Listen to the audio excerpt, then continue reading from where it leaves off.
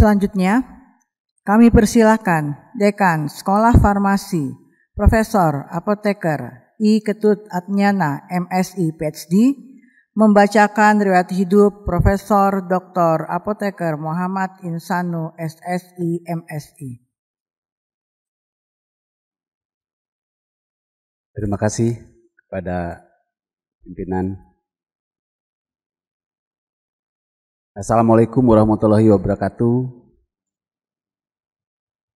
Salam sehat dan sejahtera untuk kita semua. Bapak Ibu yang saya hormati, izinkan pada kesempatan yang berbahagia ini saya membacakan kurikulum vitae Profesor Muhammad Insanu, di mana Profesor Muhammad Insanu dilahirkan di Bandung 10 Februari 1982, yang merupakan profesor termuda di Sekolah Farmasi ITB, putra tunggal dari Bapak Yuswir dan Ibu Yiyis Sutriaman, dan menikah dengan Gemi Utami Pertiwi yang juga merupakan alumni Farmasi ITB. Jadi waktu itu mainnya belum jauh. Sekarang sudah kemana-mana. Merupakan putri pertama dari Bapak Nuriana Saifuddin dan Ibu Deti Rusmiati pada tahun 2008. Mungkin tidak seperti guru besar sebelumnya, Bapak Muhammad Insanu dianugerahi 2 orang putri, cukup irit, bernama Mahira Suraya Gaisan dan Yura Inarasaki Gaisan.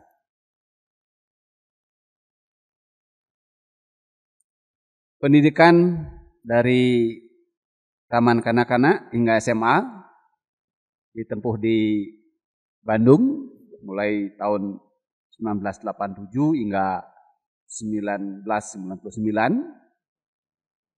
Kemudian pendidikan tingginya di jurusan Farmasi FMIPA ITB pada tahun 99 sampai 2003. Profesi apotekernya tahun 2004 dan kemudian pendidikan magister tahun 2006, di mana di Sekolah Farmasi ITB di bawah bimbingan saya sendiri.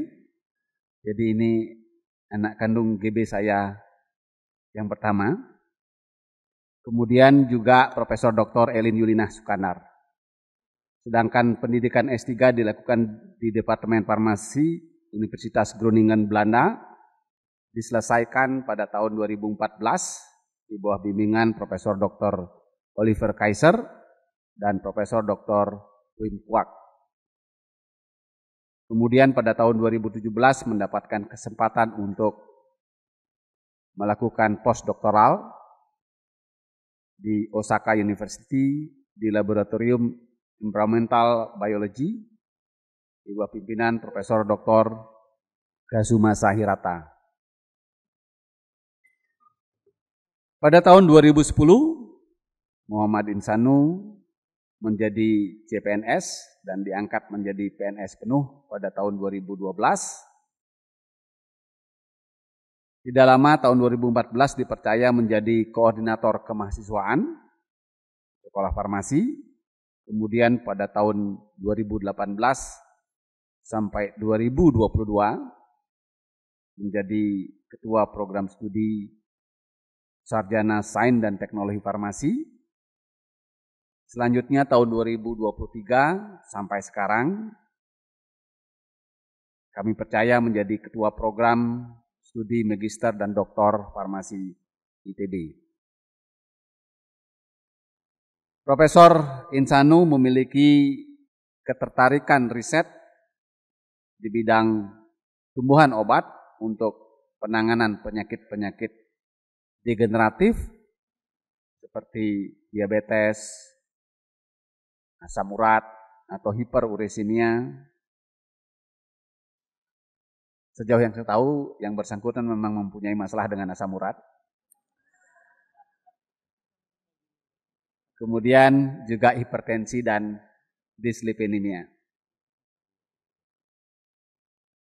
Pernah mendapatkan dana riset dari Rispro LPDP, Kemandirian Bahan Baku Obat dari Kementerian Kesehatan, World Class Research ITB, dan melakukan penelitian bersama dengan PT Cosmex Korea, salah satu perusahaan kosmetik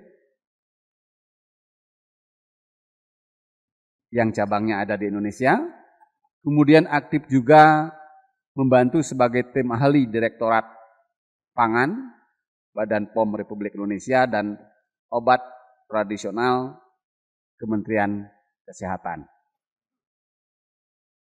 Sebagai peneliti aktif, Profesor Insanu telah mendiseminasikan penelitiannya di berbagai ajang dan event. Saat ini sudah memiliki 84 publikasi, baik di level nasional maupun di jurnal internasional bereputasi. Profesor Muhammad Insanu sampai saat ini sudah meluluskan 132 orang mahasiswa program sarjana, 37 orang mahasiswa magister, dan 9 orang mahasiswa program doktor, baik sebagai pembimbing utama maupun sebagai pembimbing serta. Kemudian Profesor Insanu pernah mendapatkan penghargaan Satya Lencana Karya Satya 10 tahun dari Presiden pada tahun 2024 dan juga mendapatkan penghargaan dari ITB di bidang penelitian pada tahun 2022.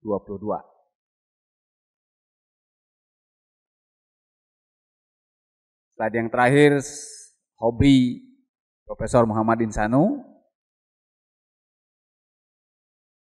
cukup banyak rasanya, mulai dari olahraga seperti jogging, sepedaan, fotografi, dan traveling. Jadi hampir pasti kalau long weekend di web kami pasti sudah ada foto yang bersangkutan entah di mana. Membuat kita iri juga. Bapak Ibu yang saya hormati, demikian kurikulum vitae dari Profesor Dr. Muhammad Insanu. Wassalamualaikum warahmatullahi wabarakatuh. Berikutnya, kami persilahkan Profesor Dr. Apoteker Muhammad Insanu, SSI, MSI, untuk menyampaikan orasi ilmiah.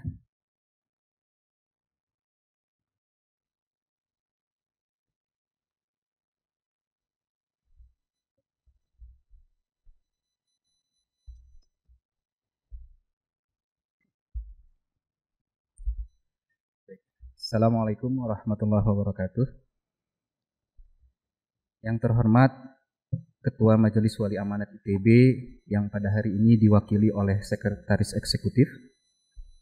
Yang kami hormati Ketua Senat Akademik ITB, Rektor ITB atau yang mewakili, Ketua, Sekretaris dan anggota Forum Guru Besar ITB, para dekan, para Ketua Senat Fakultas atau sekolah yang mewakili, Bapak dan Ibu tamu undangan yang hadir di Aula Barat dan tamu undangan yang hadir secara daring. Alhamdulillah, terima kasih atas kehadiran Bapak dan Ibu di Aula Barat pada siang hari ini. Izinkan saya memaparkan sebagian penelitian yang telah kami lakukan selama ini, yang kalau misalkan tadi pengantarnya dari Prof. Ketut itu adalah yang mungkin dialami oleh saya sendiri gitu ya. Baik, pada kesempatan kali ini saya akan mengambil tema salah satu penelitian yang dilakukan di laboratorium kami di kelompok keilmuan biologi farmasi Sekolah Farmasi ITB, yaitu terkait dengan antihiperurisemia atau judulnya adalah eksplorasi tanaman yang berpotensi sebagai antihiperurisemia Dan saya harap mudah-mudahan relevan dengan teman-teman, khususnya para dosen di sini yang baru saja mendapatkan hasil medical check up di bulan ini. Baik, sebelum kita mengenal hiperurisemia, mungkin adalah baiknya kita melihat definisinya. Jadi hiperurisemia itu adalah penyakit metabolik yang disebabkan oleh produksi asam urat berlebih dan atau ekskresi asam urat yang tidak mencukupi pada pasien dengan pola makan normal. Yang dengan mudahnya kita bisa ditentukan dengan adanya pemeriksaan laboratorium, biasanya dengan ditandai dengan kadar asam urat maksimal 7 mg per desiliter untuk laki-laki dan 5,7 mg per desiliter untuk wanita. Saya sendiri 9 Bapak dan Ibu, jadi terus terang aja. Baik. Dan apabila kita lihat di sini, asam urat ini telah menjadi bagian penyakit kronis terbesar keempat setelah hipertensi, hiperglikemia, dan hiperlipidemia. Kalau kita lihat dari gambar yang ada di sini, mungkin Bapak dan Ibu mencari-cari di mana sih sebetulnya letak asam urat itu, penyakit asam urat itu. Jadi saya sengaja mendapatkan gambar ini dari Bu Amirah, kebetulan ada di sini gitu ya. Memang kalau dicari-cari nggak akan ada Bapak dan Ibu ya, tidak akan ada. Tapi ternyata penyakit-penyakit komorbiditasnya itu yang justru membahayakan. Kalau kita lihat di sini ada yang paling berbahaya itu adalah ischemic heart disease atau jantung, kemudian juga stroke, kemudian juga gagal ginjal. Dan itu adalah seperti lingkaran setan yang entah siapa yang duluannya gitu ya, yang pokoknya salah satu yang punya penyakit itu pasti akan punya urutan ke bawahnya. Nah, yang menjadi gambaran penelitian kami di sini itu adalah terkait dengan adanya prevalensi yang semakin meningkat di negara-negara. Karena kita berada di Indonesia, tentu saja perhatian utama kita ada di Indonesia. Karena apa? Karena kalau kita lihat di sini, beberapa penyebab penyakitnya itu antara lain adalah faktor genetik. Jadi Bapak dan Ibu yang sekarang memiliki hiperurisemia gitu ya, ada kemungkinan keturunannya juga akan memiliki hiperurisemia. Kalaupun misalkan kita sendiri yang memiliki hiperurisemia, berarti ada kemungkinan orang tua kita juga memiliki hiperurisemia. Kemudian faktor lainnya itu adalah etnik. Mengapa? Karena etnik ini berhubungan sekali dengan kebiasaan makan. Ada beberapa etnik tertentu yang misalkan punya kebiasaan makan santan gitu ya, terus kemudian juga misalkan soto yang harus menggunakan emping gitu ya sebagai penyedap rasanya gitu. Dan juga regional. Regional itu misalkan kalau kita lihat ada pantai, ada pegunungan. Nah, biasanya penduduk yang hidup di pantai lebih suka seafood ya, yang tentunya kadar purinnya tinggi. Nah, yang seperti yang saya katakan di slide sebelumnya, yang justru membahayakan adalah penyakit penyertanya atau kita sebut dengan komorbiditasnya. Antara lain misalkan GOUT ya. Nah, ini Bapak Ibu, kalau misalkan tadi hiperurisemia tadi hanya kita lihat berdasarkan kadar asam uratnya, kalau Bapak dan Ibu kaki kanannya atau kaki kirinya sudah mulai bengkak, kemudian juga sudah mulai ada kemerahan gitu ya. Nah, itu harus berhati-hati karena berarti sudah sampai meningkat tahapnya menjadi GOUT. Dan ini yang justru walaupun tidak mematikan, tapi kalau kita lihat dari ilustrasi gambar yang saya berikan, itu menyebabkan Bapak dan Ibu tidak bisa tidur. Karena sangat sakit sekali. Dan apabila dibiarkan, itu bisa menyebabkan benjolan-benjolan yang kita sebut dengan topi.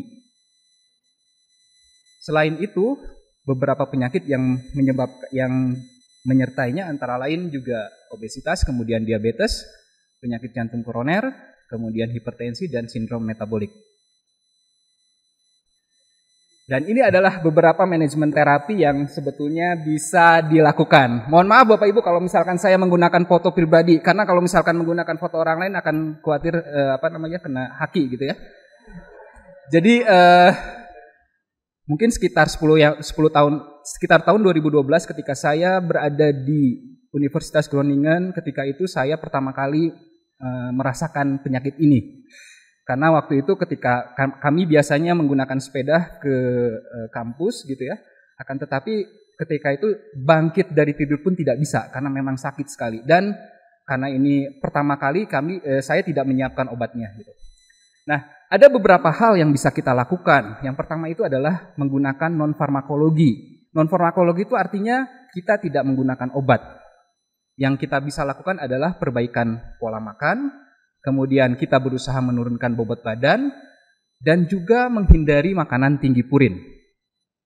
Ya, misalkan kalau makanan tinggi purin tadi seafood ya, kemudian juga kacang-kacangan gitu ya. Tapi memang sulit gitu ya, saya juga mengalami itu gitu. Dan yang terakhir adalah olahraga. Ini yang saya rasakan sekali. Jadi mungkin sekitar tahun 2018 saya diracuni oleh seseorang yang bernama Rizal Ginanjar. Kebetulan hari ini beliau mendapatkan musibah, anaknya kecelakaan. Jadi tadinya akan hadir pada kesempatan kali ini. Kami diracuni supaya olahraga, dan itu alhamdulillah saya juga bisa mengajak istri saya gitu ya. Jadi sama-sama untuk melakukan olahraga. Nah, biasanya jam-jam seperti ini adalah jam-jam saya untuk lari jauh gitu. Kemudian manajemen terapi berikutnya adalah menggunakan obat atau kita katakan farmakologi. Kalau kita lihat tadi dari etiologinya atau penyebabnya bahwa ada sakit karena ada penumpukan asam urat, berarti secara logika yang paling mudah kita lakukan adalah menggunakan anti nyeri. Dan anti nyerinya pun sebetulnya tidak bisa sembarang. Biasanya yang suka digunakan nanti akan kita bahas. Kemudian menghambat pembentukan asam urat. Kemudian juga meningkatkan ekskresi asam urat dan juga mengkonversi asam urat ke zat lain yang lebih larut. Nah, ini adalah Bapak Ibu yang mungkin Bapak Ibu kalau yang sudah terasa gejalanya, ada beberapa obat yang biasa digunakan. Untuk anti nyeri misalkan naproxen, kemudian natrium diklofenak, colchicine, dan prednison. Sedangkan untuk xanthin oksidase inhibitor ini biasanya adalah allopurinol. Sedangkan untuk uricosuric itu artinya asam uratnya dicoba dikeluarkan melalui urin. Itu adalah contohnya adalah probenecid. Kemudian obat-obat lainnya misalkan peglotikase itu adalah mengubah struktur asam urat menjadi zat lain yang kita namakan alantoin, dan itu bisa mudah terlarut di dalam urin. Nah, kalau misalkan kita lihat dari harga obat gitu ya, allopurinol, kemudian obat-obat lain itu cenderung murah. Jadi memang mungkin akan ada pertanyaan, kenapa sih harus melakukan penelitian ini? Karena obatnya sudah murah, terus kemudian juga mudah didapatkan. Nah, sebetulnya alasannya itu karena saya juga mengalami, itu adalah efek samping dari obat-obat tersebut. Jadi yang biasa saya rasakan itu adalah misalkan terjadi kemerahan di bibir gitu ya, dan itu semakin meningkat ketika misalkan konsumsi obat juga semakin meningkat. Oleh karena itu saya dan tim mencoba untuk mencari obat ini menggunakan bahan dasar tumbuhan. Mengapa? Karena Indonesia sendiri memang kalau kita lihat itu adalah negara dengan kekayaan terbesar kedua. Nah, oleh karena itu tujuan dari penelitian ini adalah mencari obat alternatif untuk penurun asam urat, kemudian memberikan pembuktian ilmiah terhadap tumbuhan obat tradisional untuk penurun asam urat, kemudian juga berupaya untuk meningkatkan aktivitas dari ekstrak tanaman tersebut. Bagaimana pencariannya? Metode yang kita gunakan misalkan telaah pustaka, kemudian studi etnofarmakologi, dan juga melakukan mini survei. Sedangkan untuk metode pengujian yang bisa kita lakukan adalah secara in vitro melalui tabung reaksi, dan juga yang kedua secara in vivo dengan menggunakan hewan uji. Seperti kita lihat di sini, negara kita adalah negara yang kaya, bahkan kalau misalkan kita lihat ada sekitar 19.000 tanaman obat, 16.000 diantaranya sudah diidentifikasi, kemudian 9.600 diantaranya juga sudah diketahui memiliki khasiat obat, akan tetapi baru 200 tanaman tersebut yang sudah digunakan di industri obat tradisional. Nah, oleh karena itu memang tantangan kita di sini adalah untuk bagaimana menggunakan tanaman tersebut sehingga memang lebih berdaya guna. Baik, ini adalah hasil penelitian kami yang pertama. Ini datang dari Papua. Jadi ketika itu ada, sayangnya mahasiswanya sekarang sedang di Papua karena anaknya baru lahir, sehingga ketika kami undang kemarin tidak bisa hadir. Waktu itu dia datang kemudian juga menawarkan bahwa di Papua itu secara tradisional ada beberapa tanaman yang memang digunakan. Dan kemarin dan ketika itu kita juga menarik penggunaan tanamannya itu berdasarkan penggunaannya, karena ternyata yang namanya sarang semut di Papua itu digunakan secara tradisional. Dari situ kita perhatikan, jadi sebetulnya sarang semut yang dinamakan sarang semut di Papua itu ada beberapa spesies. Oleh karena itu kita tes satu persatu, kemudian ternyata sarang semut dengan spesies Mimicordia beccari itu adalah sarang semut yang memiliki aktivitas yang paling baik dalam menghambat enzim xantin oksidase. Kemudian dari situ kami coba untuk melakukan isolasi, dilihat kira-kira senyawa apa atau misalkan zat apa yang memang bisa punya aktivitas terhadap anti asam urat tadi. Dan kami berhasil melakukan isolasi, ada 3 senyawa dan itu aktif dalam penghambatan asam urat. Berikutnya adalah idat. Tanaman ini jadi juga sudah menghasilkan 1 orang dokter kebetulan hadir di sini. Idat ini berasal dari daerah Riau, di daerah Sumatera. Ketika itu yang bersangkutan juga membawa tanaman ini, kemudian juga datang ke saya dan meminta saya untuk menjadi promotor. Dan ternyata dari tanaman tersebut berhasil kita isolasi 1 senyawa yang juga punya aktivitas dalam penghambatan asam urat. Berikutnya adalah parang romang. Juga hadir di sini 1 orang mahasiswa S3 kami dari Makassar. Yang bersangkutan ketika studinya bisa melakukan 2 publikasi, tapi setelahnya justru sekarang akan menambah lagi publikasinya. Kami berhasil melakukan isolasi dan juga melakukan telaah kajian terhadap aktivitasnya secara in silico, dan hasilnya sedang kami upayakan untuk bisa maju di 1 jurnal yang cukup baik. Berikutnya adalah jambu air. Mungkin Bapak Ibu juga tidak perlu jauh-jauh gitu ya. Kadang-kadang di halaman rumahnya sendiri ada gitu ya. Tapi ketika itu kami menggunakan daun. Dan di sini kita lihat satu senyawa itu berhasil kami isolasi dan aktif sebagai anti asam urat. Berikutnya adalah buah malaka atau nama latinnya adalah Phyllanthus emblica. Buah ini digunakan secara tradisional di daerah Sumatera, dan dari hasil penelitiannya kami juga bisa melakukan isolasi 1 senyawa di sini. Kemudian dengan dibantu oleh 1 orang ahli dari farmastika, Pak Rahmat Mauludin, itu berhasil meningkatkan aktivitasnya dalam penanganan asam urat. Dan ini juga satu lagi juga dibantu oleh Dr. Neng Fiseri di bagian farmakologi, juga aktif secara in vivo dalam penanganan asam urat. Nah, ini berikutnya adalah sidaguri. Jadi alhamdulillah, terima kasih Prof. Raffi sudah datang ke tempat ini. Jadi saya sangat tersanjung dengan ajakan dari Prof. Raffi ini. Jadi ini adalah riset kolaborasi Indonesia. Saya diajak oleh Prof. Raffi dari UIPB, kemudian Prof. Abdurrahman dari UGM, dan Prof. Nani dari Unair. Di situ kami berhasil, kalau tidak salah mungkin sekitar 9 publikasi yang dihasilkan gitu ya. Dan mungkin akan bertambah karena tinggal saya yang belum melakukan publikasinya.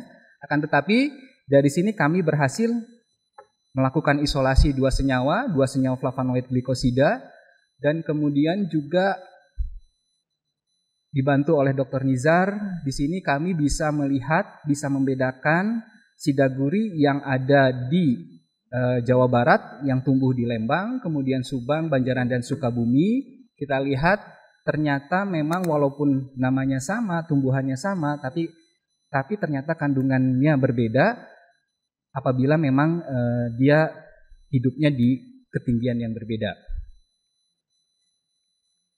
Nah, kalau kita lihat dari apa yang sudah kami lakukan, ternyata ada satu golongan senyawa yang ditengarai memang memiliki aktivitas, yaitu golongan flavonoid. Dan kalau kita lihat di sini, kalau misalkan kuliah flavonoid itu mungkin kalau saya membantu Bu Irda itu sekitar 2 kali pertemuan gitu ya, tapi saya coba menyampaikannya dalam 2 menit gitu di sini gitu ya. Flavonoid ini yang aktif sebagai anti asam urat itu adalah golongan flavon dan golongan flavonol, dan kemudian juga itu ternyata dikaitkan dengan ikatan-ikatan kimia yang ada di situ, dan juga adanya kandungan gugus hidroksil yang justru meningkatkan aktivitasnya. Akan tetapi dengan adanya penambahan gula pada gugus tersebut itu justru menurunkan aktivitas dari flavonoid ini. Oleh karena itu mungkin ini kesimpulan dari kami, Indonesia kaya akan keanekaragaman hayati.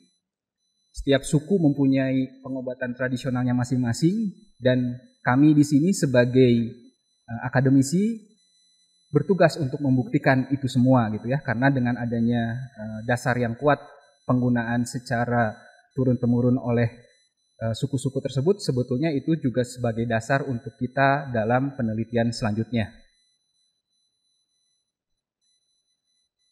Rencana yang akan kami lakukan sebetulnya juga sudah mulai kita lakukan gitu ya, antara lain ke arah metabolomik, kemudian hilirisasi, karena ini pesan dari guru saya, Prof. Ketut dan juga Prof. Heni gitu ya, jangan sampai penelitian ini jangan sampai hanya jadi paper saja gitu ya. Kalau bisa itu bisa kita gunakan untuk kemaslahatan umat juga. Berikutnya adalah modifikasi struktur. Ini mungkin nanti bisa mendapatkan bantuan dari Pak Tursino atau Pak Beni. Kemudian modifikasi sediaan sudah dibantu juga oleh Pak Rahmat, dan mudah-mudahan ke depannya akan semakin banyak karya dan inovasi dari laboratorium kami. Terima kasih kepada tim periset, khususnya yang memang bidangnya adalah hiperurisemia, Prof. Irda Fidriani, Profesor Komar Ruslan, Profesor Asep Gana almarhum, Ibu Siti Kusmardiani, Profesor Suprasno, Profesor Maria Imakulata, Profesor El Fahmi, Ibu Rika Hartati, Ibu Neng Fiseri, Bapak Rahmat Mauludin, Profesor Abdurrahman dari UGM, Profesor Muhammad Rafi dari IPB, Profesor Nanik Siti Aminah dari UNAIR, kemudian Dr. Dadang Juanda, Dr. Septrianto Dirgantara, Dr. Muhammad Ikhlas, Dr. Husnunisa, Dr. Zalika Mega, Neni Sri Gunati, Zakina, dan Nurma Sabila. Ucapan terima kasih kami ucapkan kepada Majelis Wali Amanat, Rektorat dan jajarannya, pimpinan Senat Akademik dan jajarannya, pimpinan Forum Guru Besar dan jajarannya untuk dukungan kepada saya sejak saya mengabdi di TB dari tahun 2010. Ucapan terima kasih disampaikan kepada Dekanat Sekolah Farmasi, Profesor Ketut, Profesor El Fahmi, Dr. Lia Amalia, dan juga para ketua program studi tetangga saya, Pak Rahmat Mauludin, Bu Neng, dan Bu Elin Julianti.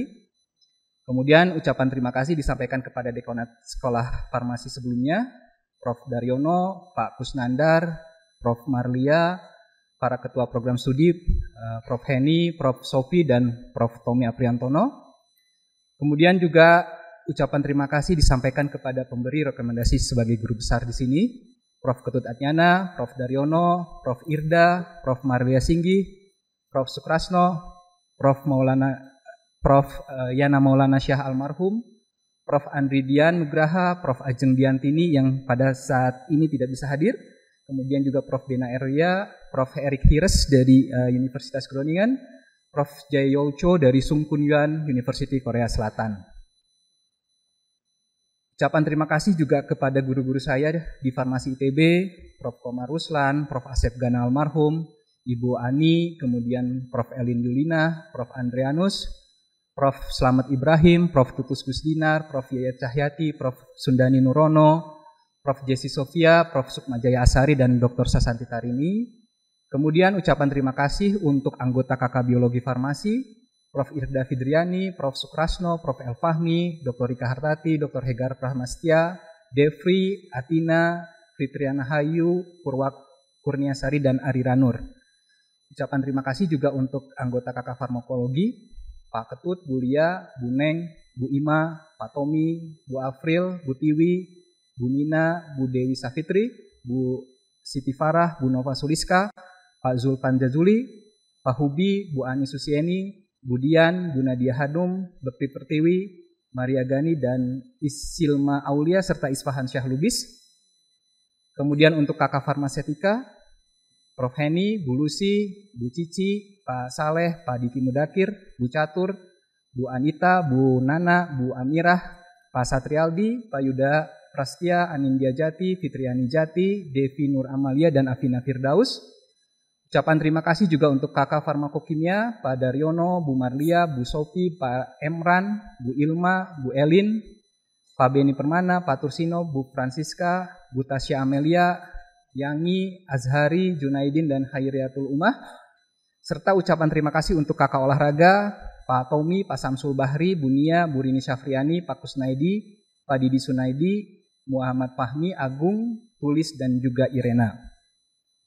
Kemudian ucapan terima kasih untuk para pembimbing S3 dan tim valorisasi Jatropa Kurkas, Prof. Oliver Kaiser, Prof. Win Quaks, Prof. Robert Manurung, Bu Diani Kalestari, Bu Erna, Pak Luis Daniel, Pak Ahmad Marasa Besi, Pak Gani, dan Ibu Laura.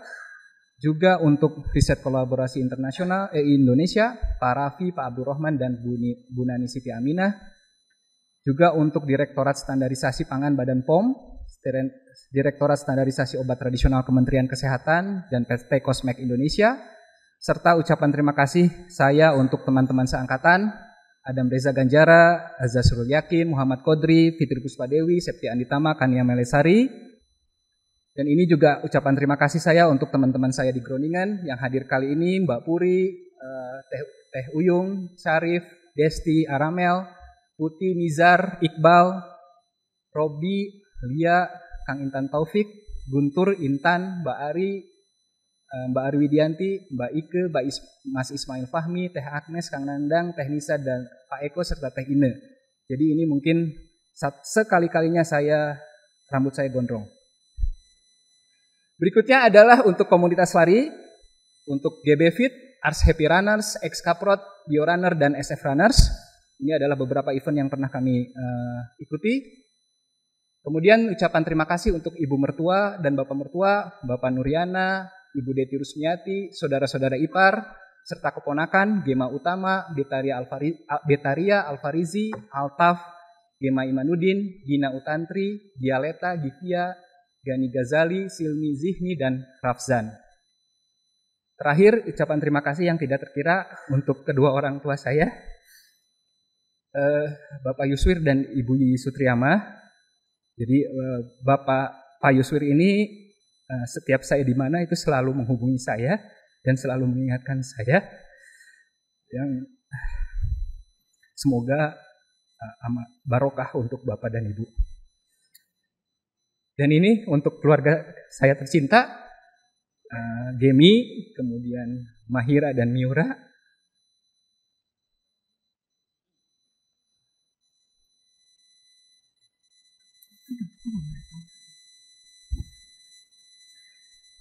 Izinkan sebelum mengakhiri saya membaca kode kehormatan Guru Besar ITB. Dalam mengemban amanah Guru Besar Institut Teknologi Bandung, saya akan menjaga kehormatan Guru Besar dengan selalu meningkatkan kompetensi keilmuan, membangun lingkungan masyarakat keilmuan saya, serta memberikan keteladanan dan manfaat atas keberadaan saya. Untuk itu, saya akan selalu memegang teguh janji dan ucapan saya, mempertahankan integritas dengan menjaga kejujuran, kepercayaan, kebijaksanaan, keadilan, saling menghormati, bertanggung jawab, dan menjaga nilai-nilai ITB dan masyarakat. Semoga Allah Subhanahu wa Ta'ala selalu memberikan petunjuk dan lindungan kepada saya. Bandung, 16 November 2024. Profesor Muhammad Insanu.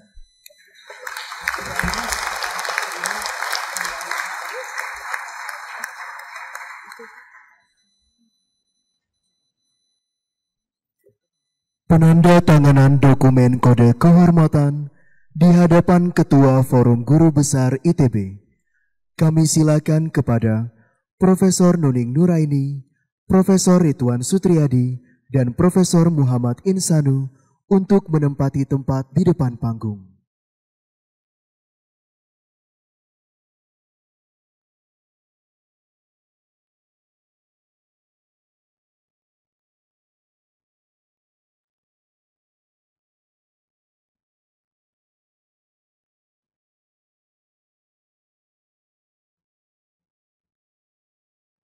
Kami silakan kepada Profesor Nuning Nuraini untuk menandatangani dokumen kode kehormatan.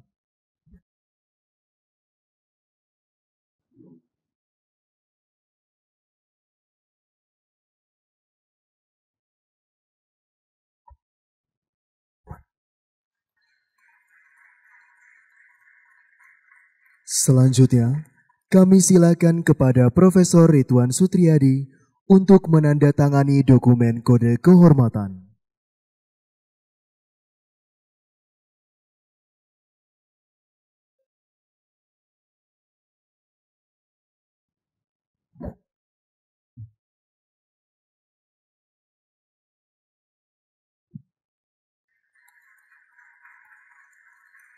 Berikutnya, kami silakan kepada Profesor Muhammad Insanu untuk menandatangani dokumen kode kehormatan.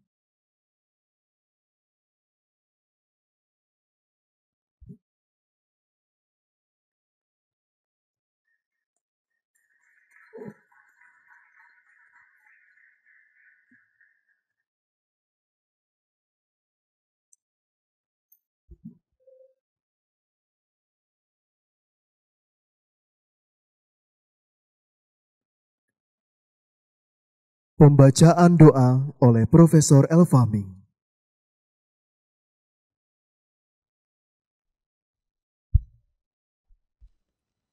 Bismillahirrahmanirrahim. Assalamualaikum warahmatullahi wabarakatuh. Bapak, Ibu, hadirin yang dirahmati Allah Subhanahu wa taala. Mari kita sejenak menghadirkan segenap pikir, hati dan pikiran kita bermunajat kepada Allah Subhanahu wa taala agar lantunan doa-doa kita dikabulkan oleh Allah Subhanahu wa taala. Mohon izin doanya akan saya pandu dalam tata cara Islam. Mohon kepada saudara-saudara hadirin yang non-muslim menyesuaikannya. A'udzu billahi minasyaitonir rajim. Bismillahirrahmanirrahim. Alhamdulillahi rabbil alamin. Hamdan syakirin, hamdan na'imin, hamdan yu'afihi ni'amahu wa yukafi mazidah. Ya Rabbana lakal hamdu kama yanbaghi li jalali wajhika wa karimi wa azimi sultanik. Allahumma ya Allah, hari ini kami berkumpul di aula barat ini bermunajat kepadamu ya Allah, karena kami tahu tiada tempat meminta dan bermunajat kecuali kepadamu.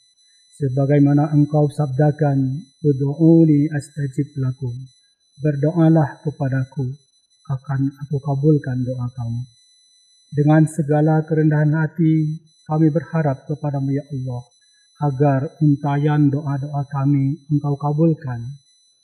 Lindungilah kami dari perkataan dan amal yang membuat tidak terkabulkannya doa-doa itu.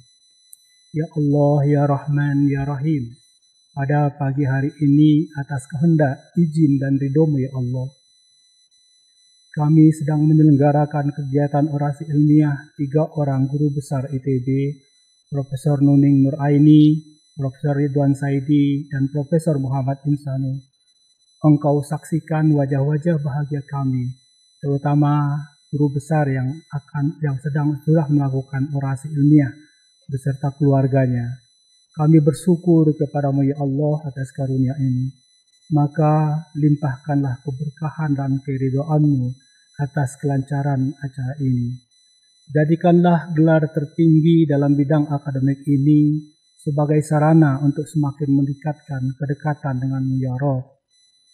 Ya Allah yang Maha Pengasih dan Maha Penyayang, berikanlah kemampuan dan kecakapan dan tunjukkanlah jalan bagi para guru besar tersebut untuk selalu mengembangkan ilmu, pengetahuan, teknologi, dan inovasi sesuai dengan bidang masing-masing, sehingga terus memberikan manfaat yang banyak bagi kemaslahatan dan kesejahteraan manusia, kemandirian dan kemajuan bangsa dan negara.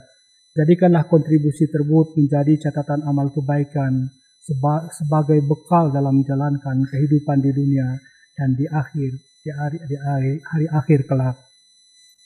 Ya Allah, ya Mughalibal Qulub, mudahkanlah dan jangan Engkau persulit usaha dan upaya kami semua dalam melakukan perbaikan diri dari berbagai aspek kehidupan dan pekerjaan kami.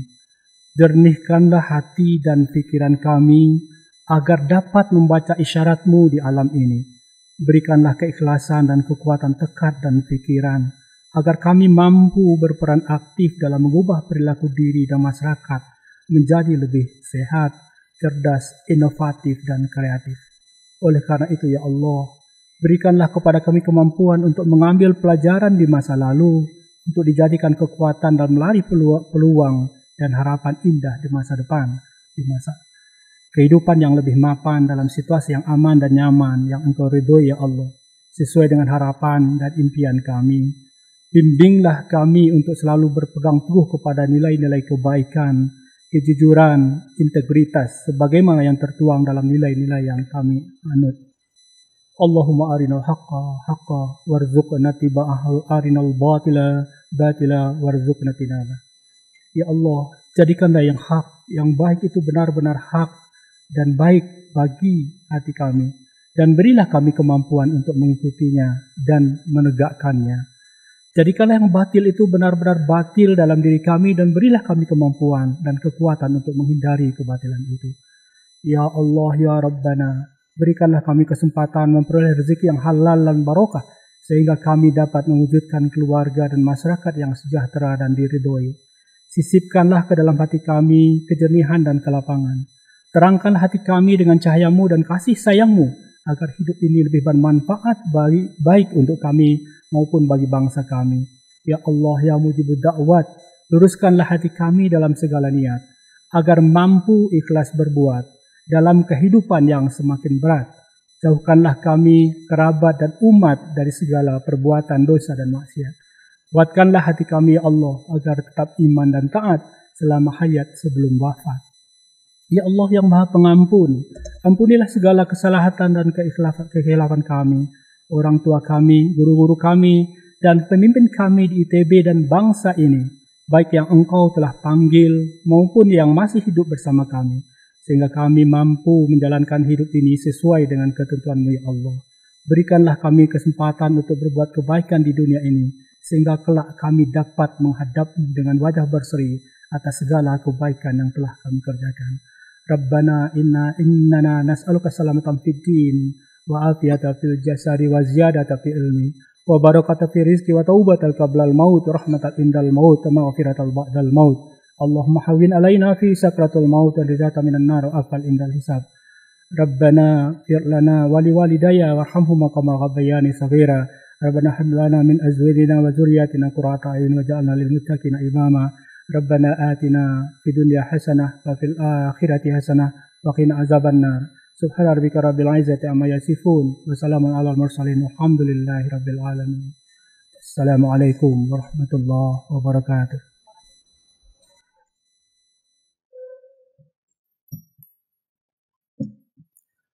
Penutupan sidang orasi ilmiah Guru Besar Institut Teknologi Bandung oleh Ketua Forum Guru Besar Institut Teknologi Bandung.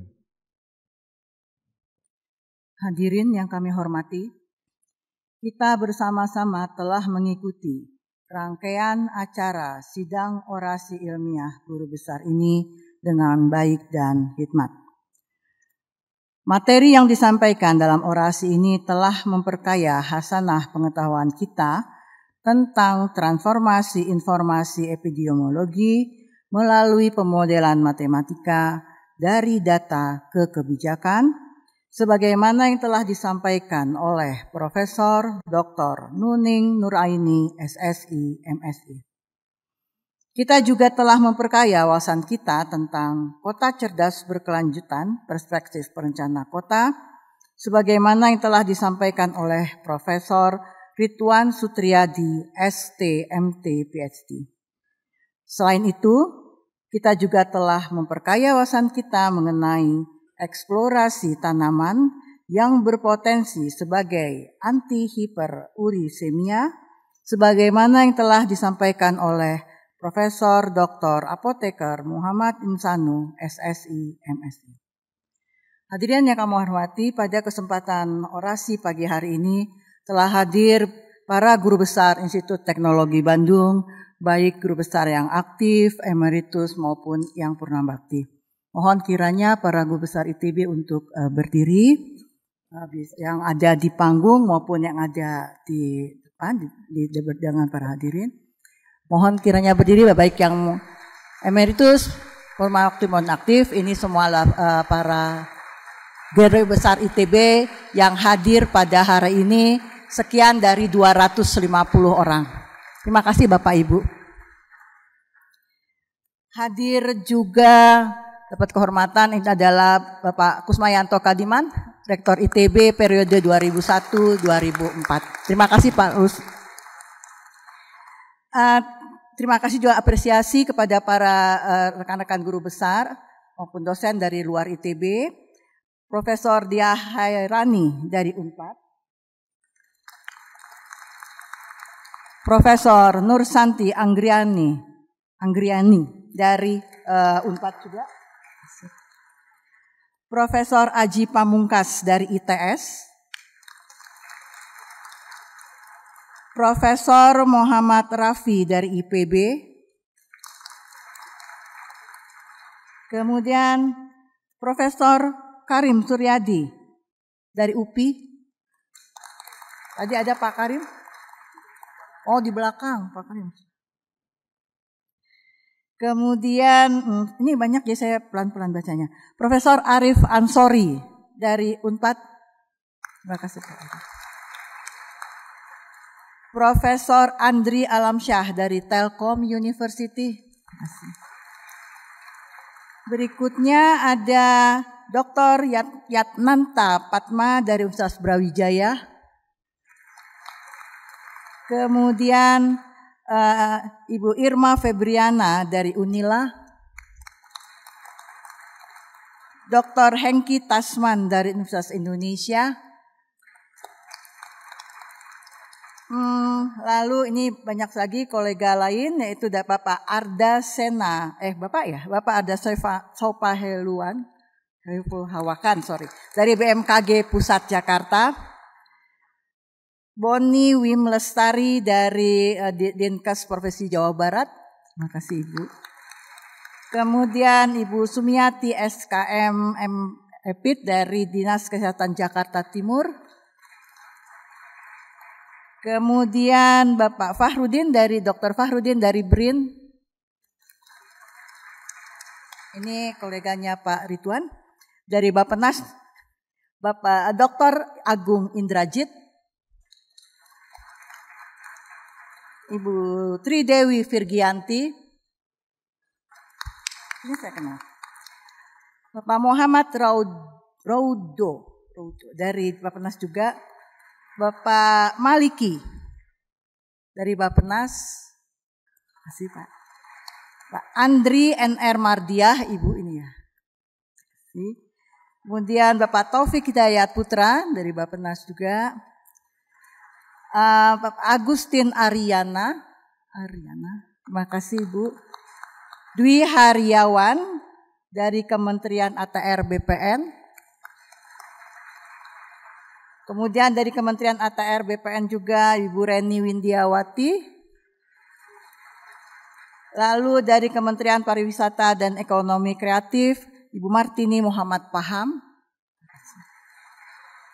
Lalu Kepala Dinas Bina Marga Penataan Ruang Provinsi Jawa Barat Bapak Bambang Tirto Yuliono.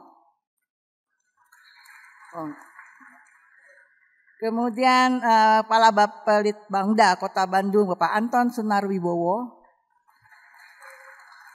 Sekretaris Daerah Kabupaten Bogor Bapak Ajat Rahmat Jatnika,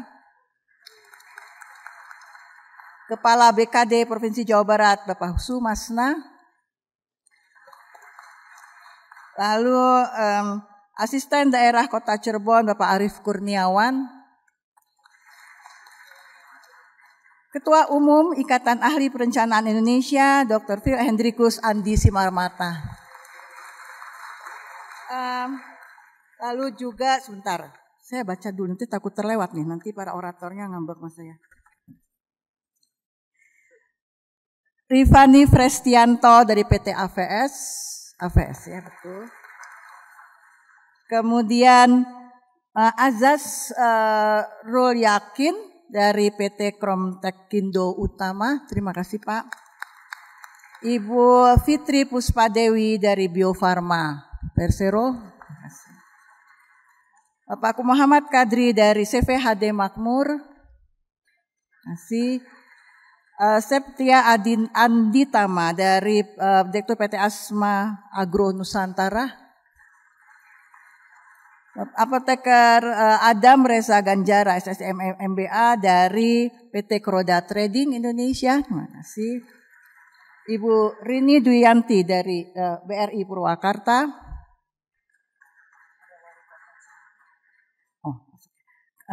Kemudian Kania Meilasari dari PT L'Oreal Indonesia. Dan saya katanya dapat barusan info ada Pak Diki Sahromi dari Cimahi, kebetulan kenal jadi.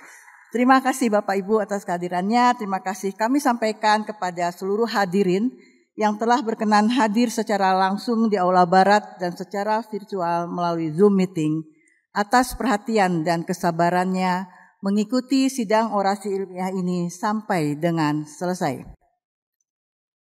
Dengan mengucapkan Alhamdulillahirabbil alamin, sidang orasi ilmiah Guru Besar ITB hari ini resmi ditutup. Wassalamualaikum warahmatullahi wabarakatuh. Hadirin yang kami hormati, dengan demikian sidang orasi ilmiah Guru Besar Institut Teknologi Bandung pada hari ini telah selesai. Selanjutnya, kami mohon kepada Profesor Nuning Nuraini beserta keluarga inti, Profesor Ridwan Sutriyadi beserta keluarga inti, dan Profesor Muhammad Insanu beserta keluarga inti untuk menempati tempat di depan panggung.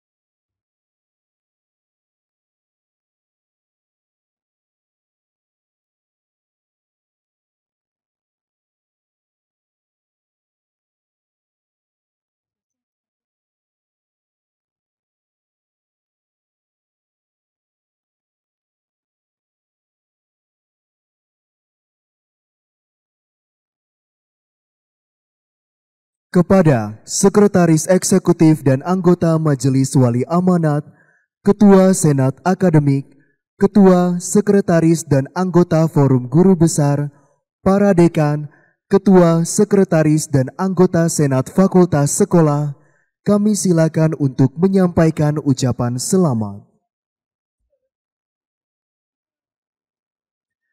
Kepada seluruh tamu undangan, kami mohon untuk tetap di tempat.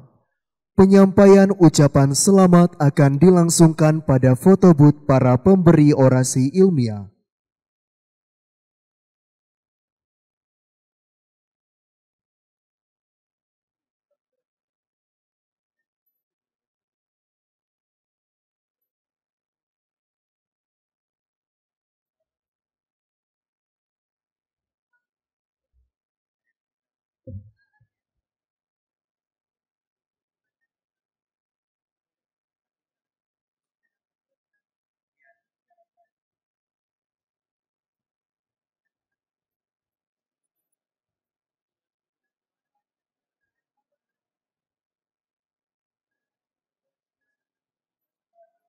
Kepada seluruh tamu undangan, kami mohon untuk tetap di tempat. Penyampaian ucapan selamat akan dilangsungkan pada foto booth para pemberi orasi ilmiah.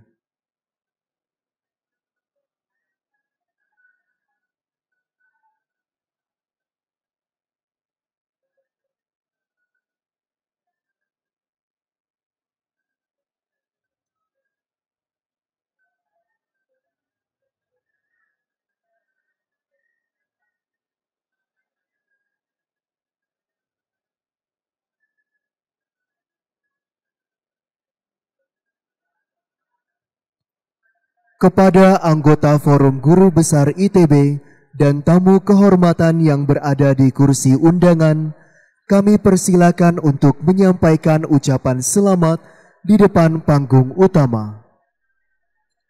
Kami mohon kerjasama seluruh tamu undangan untuk tetap di tempat hingga para guru besar pemberi orasi ilmiah telah siap di depan foto booth.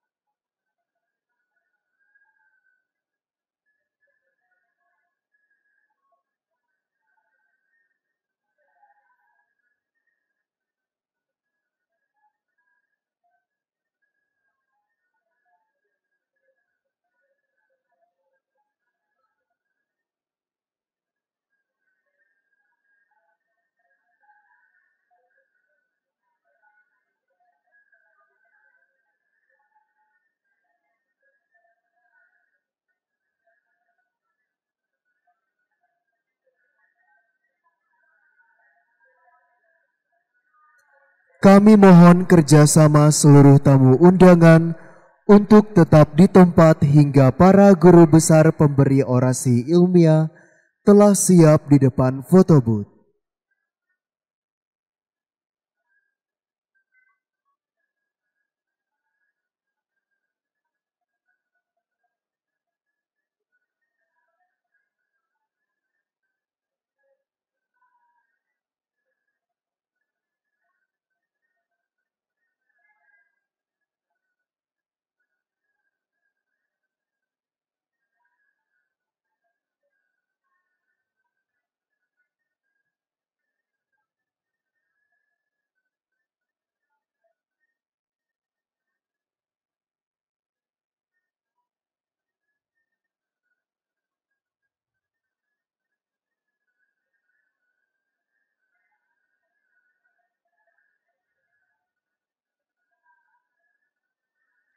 Kami silakan kepada Profesor Nuning Nuraini beserta keluarga inti untuk menuju foto booth di sisi selatan.